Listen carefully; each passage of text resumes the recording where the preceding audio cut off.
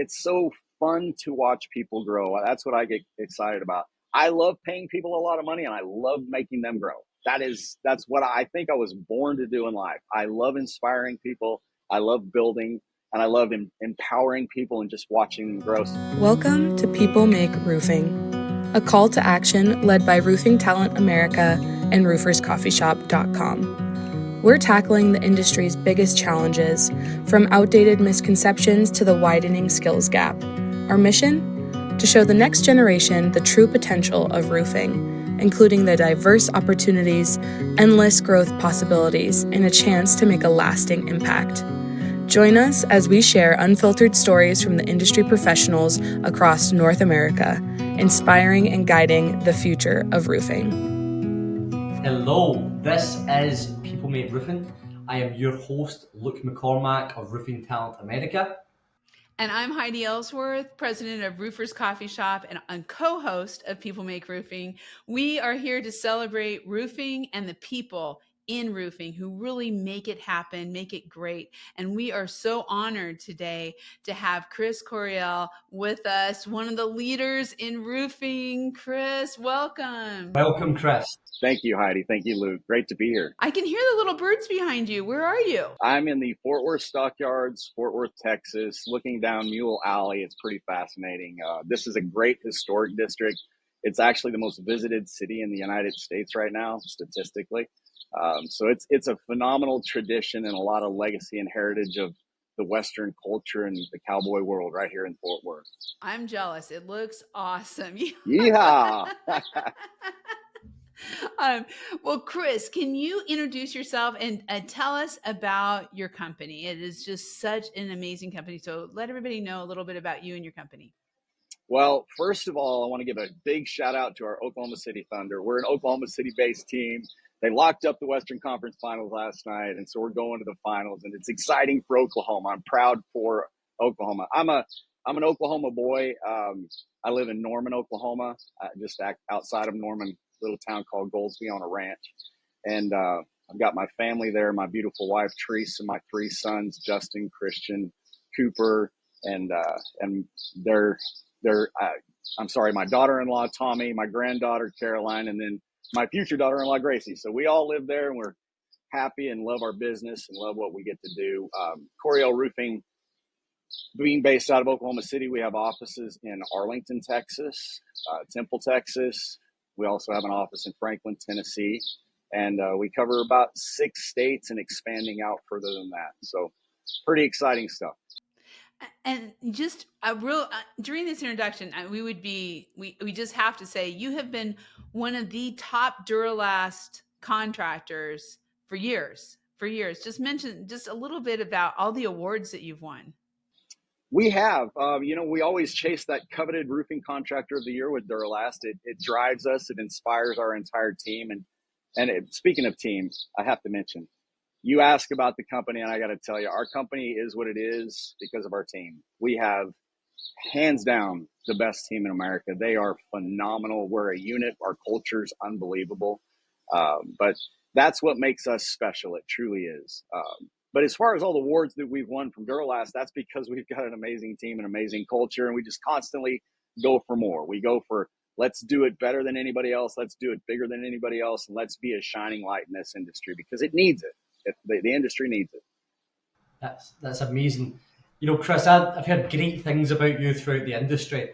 And I went on your LinkedIn, and the first job I could see was Coca-Cola. And I'm very intrigued to know, how did you get into the industry and how did you get to where you are now? So many people think you need to be a roofer to get in. Maybe you were as well, but love to hear the story, Chris. Love to tell it. We had our conversations prior to this podcast. We talked a little bit about, to the people out there that want to trade or don't know how to get into the roofing industry. I want you to understand, when you look at my resume and you see Coca-Cola on there, that was my university. I was not built for college. I just wasn't. I tried it. I was on a vocal scholarship to Oklahoma Christian University of Science and Arts in 1992.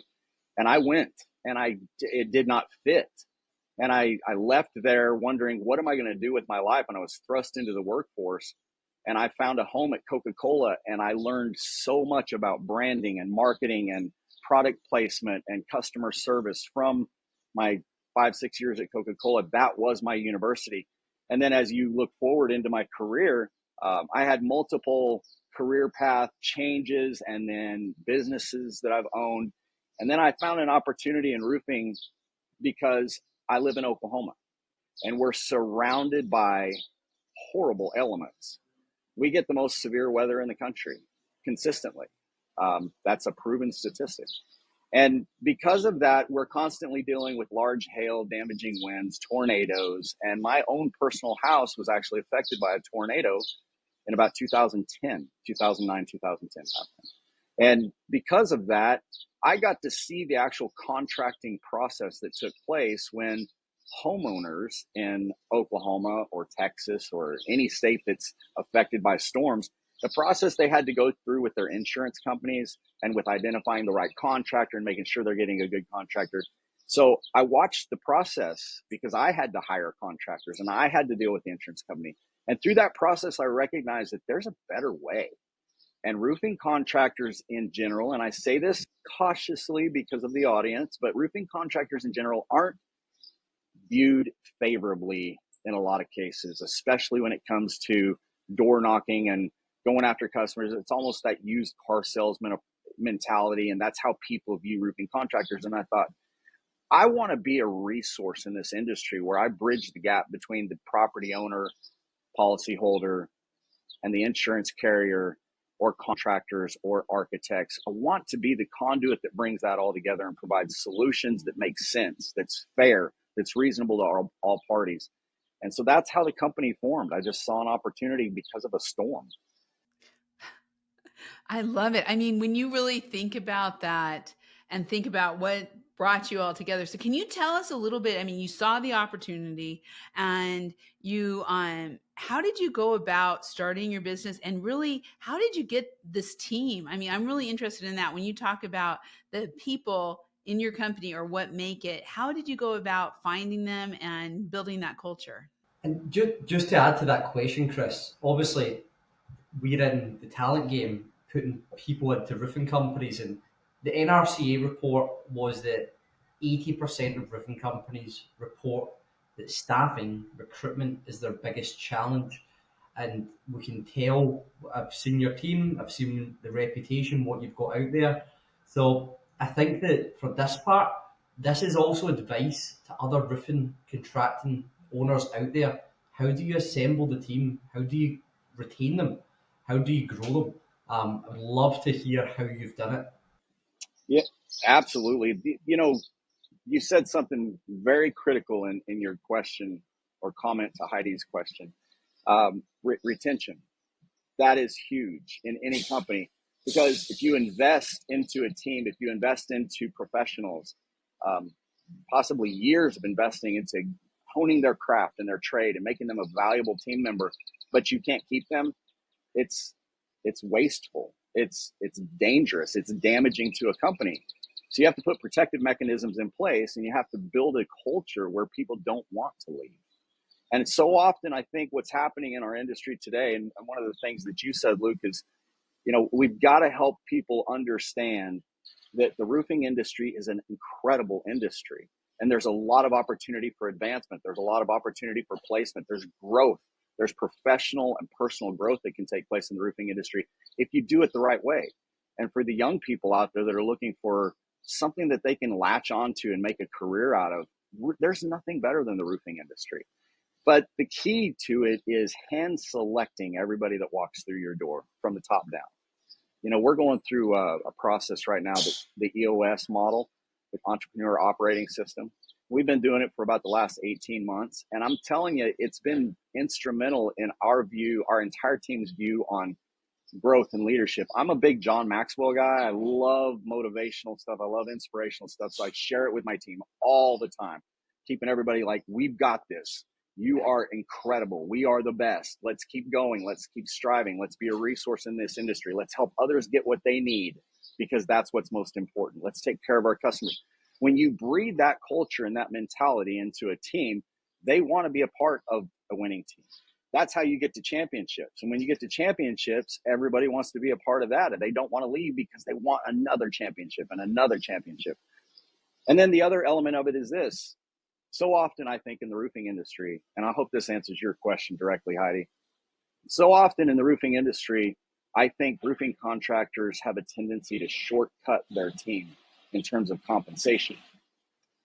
We treat it like it's a non-skilled trade, so it doesn't have to pay. When your talent pool and the people that the generations that are coming up could go work at Chick-fil-A or Amazon less for more money than what you're willing to pay them as a roofing contractor.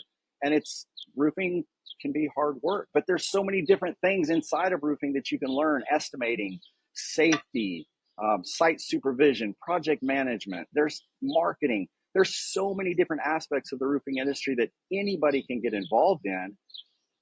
But owners have to step up and recognize you got to pay your people and you've got to treat them right, and you have to build a culture where they want to be there. That's how you build a winning team. That's how you keep a winning team. And we've been successful at it. Now, I'm not going to say we're perfect. You know, our goal is 90% retention rate over the next 7 years. When we hit we're a teenage company, by the way. We're only 14 years old. We just got our driver's license. And by the time we hit 20 years, our target is we've got a revenue amount that we know we're going for. But our second item that is our top focus is 90% employee retention over the next 7 years. So when you make that a priority, that team is the priority. You're nothing without your team, nothing. So that's our mentality, that's our philosophy, and it works for us. And I think it could work for a lot of other business owners in the roofing industry, but you have to open the doors to talent. You have to bring the talent in, you have to treat them right, and you have to give them an opportunity to flourish in that environment. Chris, that is amazing. And we're all singing from the same hymn sheet. What do you think, Chris? You've spoken about sales, the salespeople in commercial roofing. When it comes to sales recruitment, do you look for people within the industry, or do you look for people out with the industry? Like, how do you do it? Is it recruiting personality, train on skill, or what's the sort of avatar of someone that you would look for? Because a lot of people are struggling with that right now, and you seem to have cracked it. We focus on culture. I don't even care what kind of degree you have or skill set you have or background or experience. That doesn't matter to me. If you fit our culture, we can extract value. We can help you. We can extract value for the company, and the company can extract value for you. And it's a powerful combination when you identify that. But if you don't have the right culture fit, if you don't have people that believe in the core values of Coryell Roofing, which our core values are a commitment to excellence, a commitment to integrity, and a commitment to growth. Those are our 3 core values. So every person that walks through that door is measured against those core values. And if they don't fit, then we can't do anything with that. Now, secondary to culture and finding the right people and making sure they align with our core values and understanding our purpose and our mission, we're protecting people, property, and policy. People that walk through the doors of Coryell Roofing, they have to understand something. We have a duty and responsibility to protect people, property, and policy. They're counting on us. We have to protect. We have a lot of military people in our company that have come through the doors. They obviously fit the core values, commitment to excellence, integrity, and growth. But when they get to experience the protective mechanism to the side of the roofing industry that we offer, it taps into their natural born instinct to protect people. That's why they were military. And so they get behind it. They're like, I may not be on a battlefield, but I'm on a rooftop. And I know that the people below this rooftop are depending on me to do my job today. And if I do my job today and I do it right, I go home at the end of the day, rewarded, fulfilled, knowing I've protected somebody. So that's what we're all about. And it starts with culture. I love that. And that's one of the things we are also on EOS, Chris, and it has changed our business also. And it's so important as you're bringing people in to kind of share those core values of who you are. One of our main things we say is we shine a light. We shine a light on the greatness of roofing or on the greatness of the trades, right? And I think as you are looking and talking to some of the young people, and I love it, young people coming out of the military, or not, maybe not so young, coming out of the military, who are getting involved with you. What's some of your advice that you give to them as they walk through your doors and come in and start working in the roofing industry? What's your advice to them on a real solid career?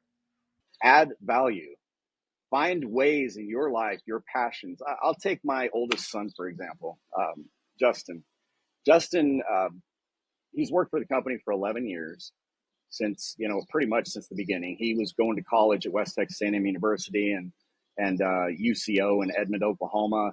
He was on a football scholarship, didn't want to play football. It was hurting him too bad. So he decided to go, to a different school. He ended up starting in the company, and through back and forth with school and work, we were really having a hard time finding where he truly fit into the company, where he could offer value.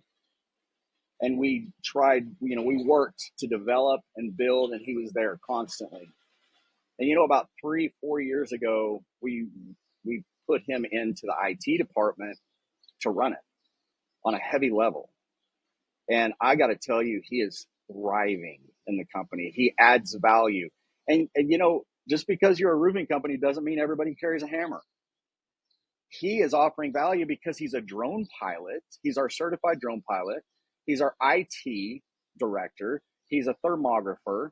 So everybody in the company looks to him. He's implementing AI and technology and procedures and processes in our company that are blowing people's minds and revolutionizing just how we go to market. So that's what I would tell anybody that's getting into the industry, or anybody looking at a career in roofing industry, is you may not understand just how diverse the roofing industry is in terms of the skill sets that you need from people. So be a culture fit wherever you go, add value wherever you go, and find your niche. That's the most important thing. That's what Justin did. He found his niche. And now people all across our entire company, across 6 states, they lean on him every single day for their technology needs. That's pretty valuable. That's awesome. I absolutely love that, Chris. And this is what I've been saying for so long, that you don't need to be a roofer to add value in a roofing company. And for the young people coming through, that they could operate AI, marketing, IT at their fingertips, I don't think that they realise the impact that they can make on a contracting firm. And like you've done with your son, in 11 short years, he's now an IT director. The pace in which you can move up the career ladder is there. The barrier to entry is low, the upward mobility is high. And I love that you're doing that, and you're putting young people into these senior positions, because they are the leaders of tomorrow. They are. Can I add one more thing to that? Do you mind, Heidi? So it's so fun to watch people grow. That's what I get excited about. I love paying people a lot of money, and I love making them grow. That's what I think I was born to do in life. I love inspiring people. I love building, and I love empowering people and just watching them grow. So Brandon Rakestraw is one of our top salespeople out of Oklahoma City. He just turned 30 years old this month, about 10 days ago, actually. Brandon came to me when he was 19 years old. Now, he graduated high school with my son in Newcastle, Oklahoma, played football with him. He stayed at my house on Thursday nights before their Friday games. It's like a son of mine. He grew up with our family. Love him. But Brandon called me when he was 19 years old. He had a baseball scholarship to a college in Western Oklahoma. He was going to go to nursing school. It just wasn't fitting. He wasn't feeling it. Very similar to me. I was on scholarship, going to be an accountant. It just wasn't fitting. So he was sitting in my back patio one night about 12 years ago. And I was talking to my son, Justin, and Brandon, and several of his friends. These are young guys. These are the guys that you're talking about, Luke. These are the guys that are saying, what am I going to do with my life? And I was sitting around having this conversation with these guys, and I said, look, I want you to all understand something. Pursue education. Pursue education. That doesn't necessarily have to be a 4-year college. That doesn't necessarily have to be a university. That could be a trade.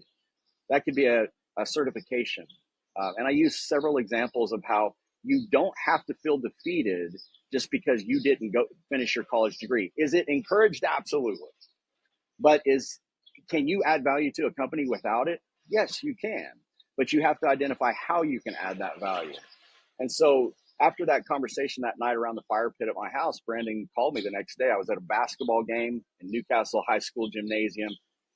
Brandon calls me and said, "Hey, where are you at?" And I said, "I'm at a basketball game watching my son play." He said, "I'm going to be there in 15 minutes. He walked in with a sport coat at 19 years old, 19, sport coat, a resume, handed me his resume and said, "I want in." And I said, "Brandon, listen, I don't have a lot for you right now. We weren't the magnitude of company that we are today." I said, "The best I can offer you is an hourly rate, hourly pay, and you can make outgoing calls to generate opportunities in commercial industrial business." He said, "I'll take it." I said, "You got to answer phones too. If you're going to be behind the phone, you got to answer the phone." "I'll take it. I just want in."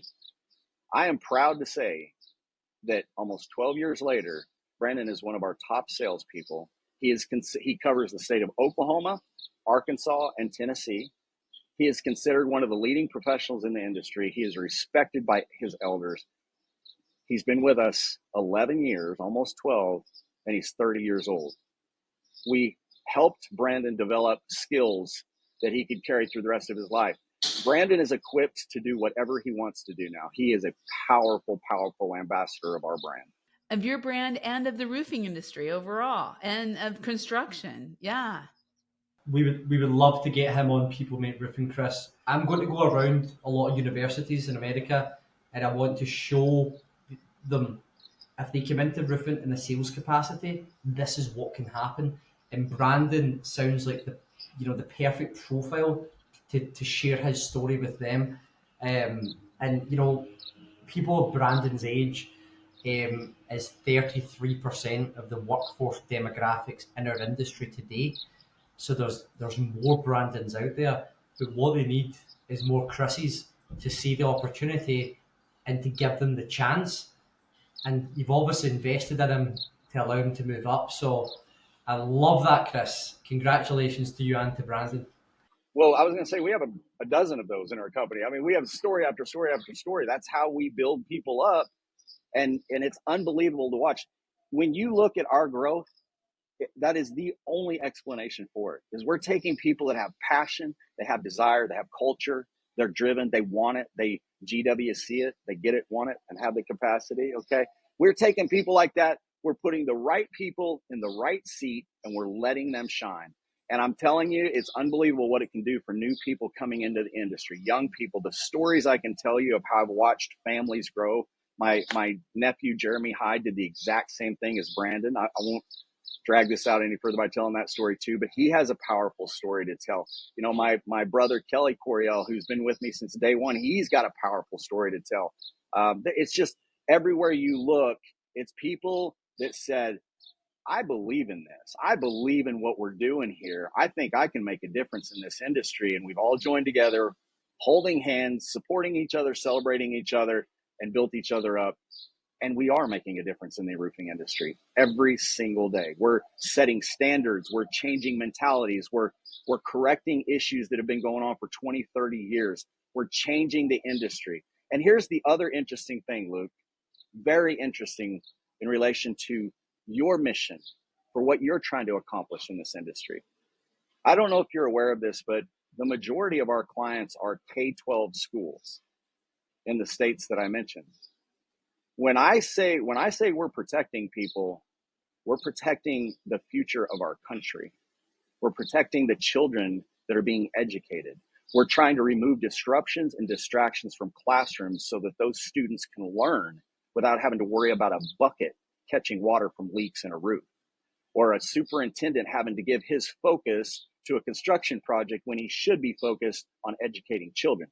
That's what they're there to do for. They're not there to be roofing professionals. That's our job. And it's time that people in this industry step up to that and say, we're going to take an obligation, not just we're going to accept the bid and put the roof on and take your money and see you later. If you have problems, call me. It's investing into your clients and making sure that they understand there's a better way to do things. Let's set some standards. Let's remove the distractions and disruptions, and let's let you do what you're good at. So we have so many schools, Luke, that have talked to us about the graduating classes and what they're doing and how they work together with the trade schools close to their K-12 school. So we're talking about VOTEC trade schools, right? So this happens a lot in Oklahoma, a lot in Texas, all over the states that we work in. Kids right in high school, they start working in conjunction with the trade schools. I've had many of them talk to us about creating a commercial roofing education program inside those trade schools.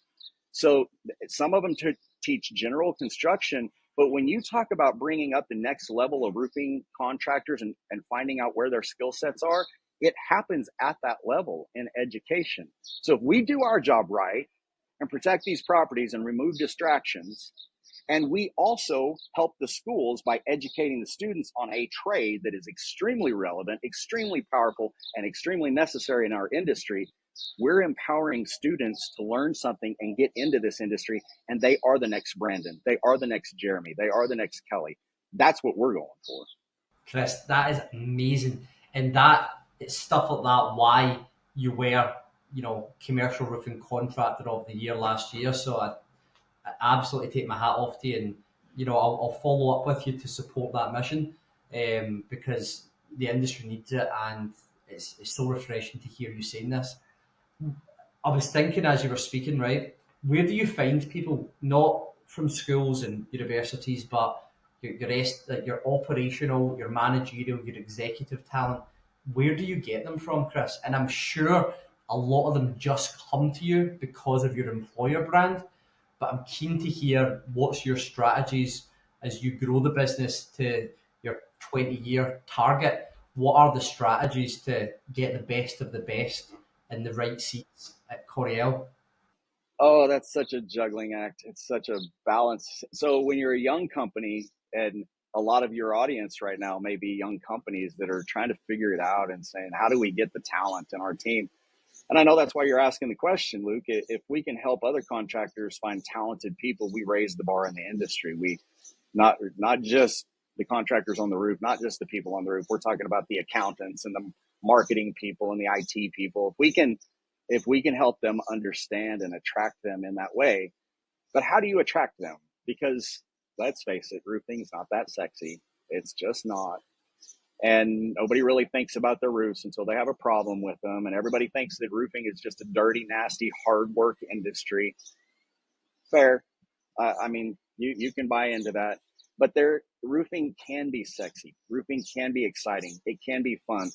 And people are depending on you. So when you've done your job right in roofing is when they don't have to call you, when they don't need to constantly come back to you.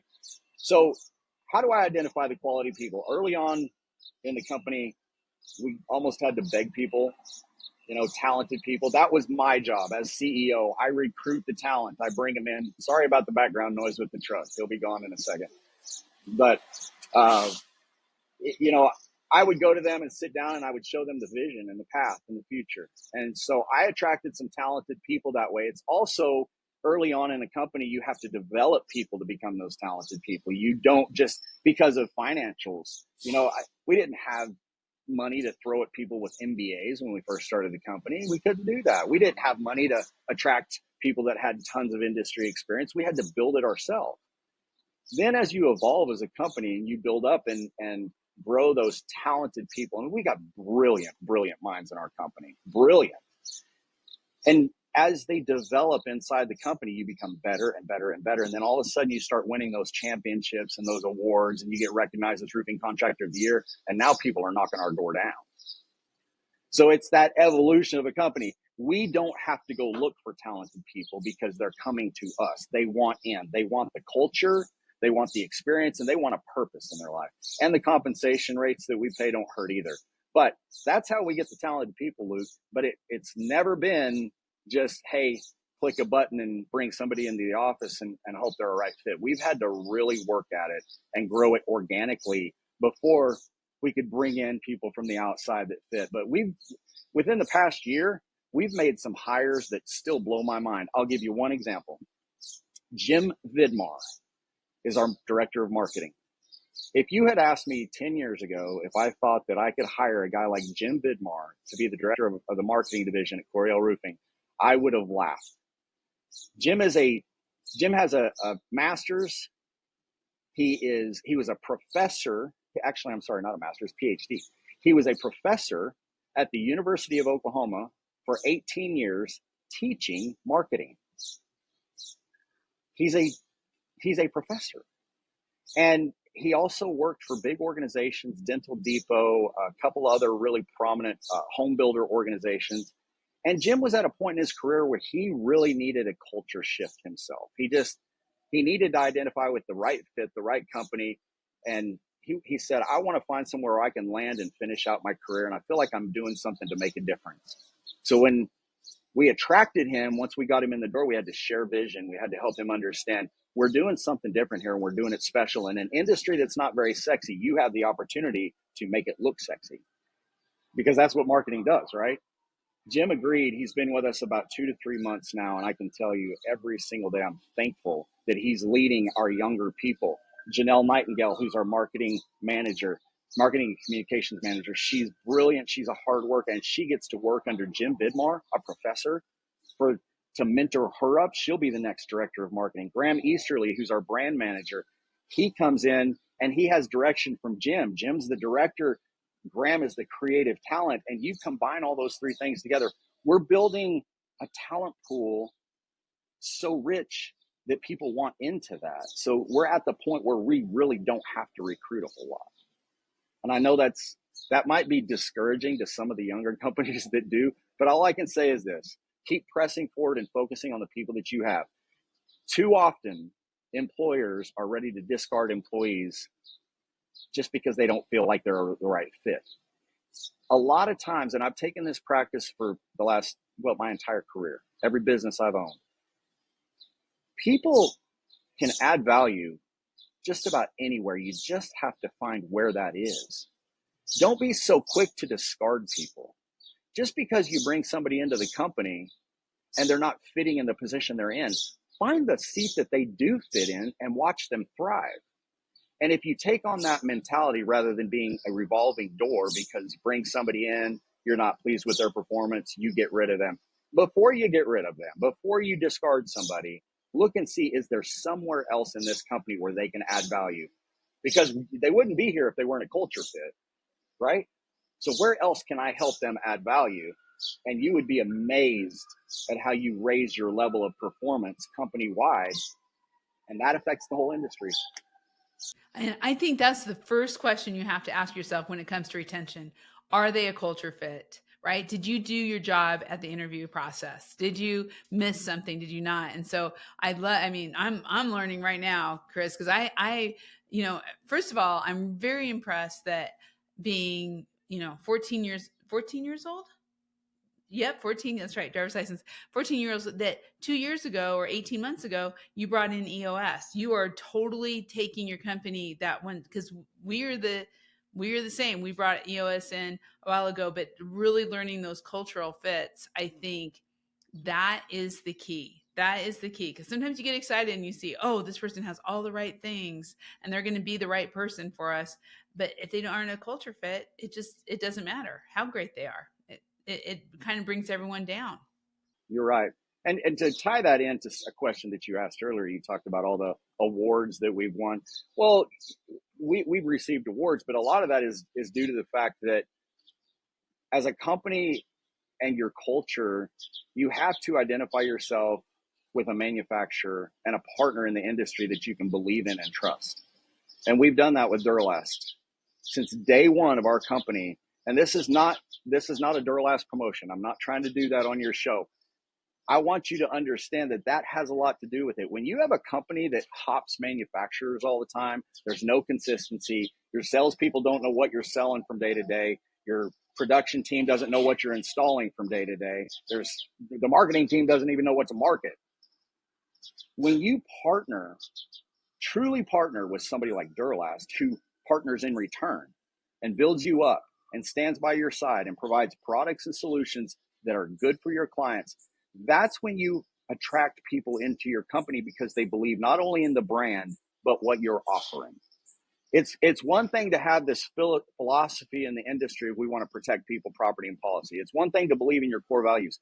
But if you don't have something to offer as a solution to your clients, or you're not consistent in what you offer as a solution to your clients, the people that are counting on you, those students in the classroom that need to stay focused on education so we can make America smarter, which we need to do.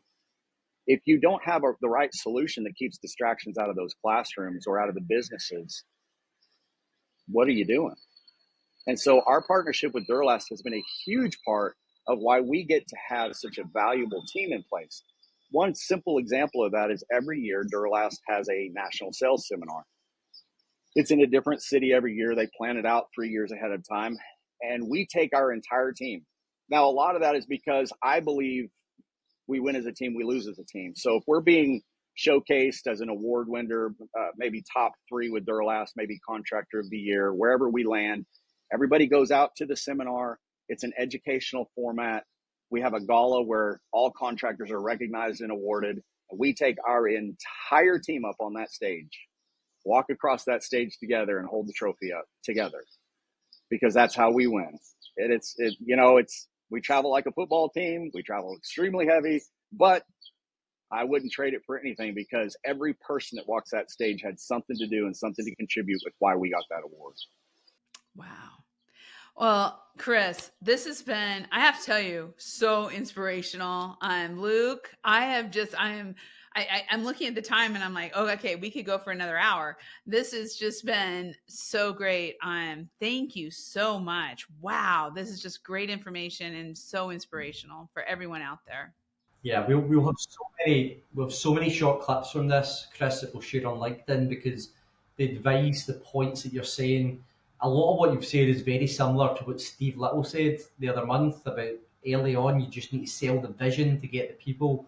So much value, and you're doing so much for the industry, for the younger generation, for your people, and you're being very humble about it, Chris. You're not taking any props. You're passing it all to your people. So, big respect, Chris, and thank you for supporting our mission. And good luck to you as you continue to get to your 20-year-old vision. And I hope it all works out.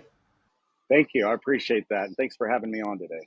Thank you. Thank you so much, Chris. And everyone, please share this podcast out of People Make Roofing. This is the kind of stuff that just does make roofing. This is what it's all about. And Chris, I am going to say, I think it is sexy. So there you go. We're changing that. We're bringing it back. We're bringing it back. So please check out all of the People Make Roofing podcasts on Roofers Coffee Shop, and you can find some amazing clips and engagement and conversation on Luke's LinkedIn, Roofing Talent America. Check it out. It is so cool, where you can have some conversations as we're going through it all. So, Luke?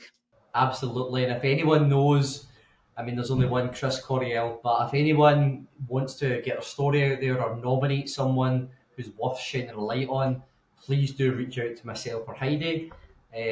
But for now, stay tuned. We have got about 20 guests lined up, which are superstars from within the industry.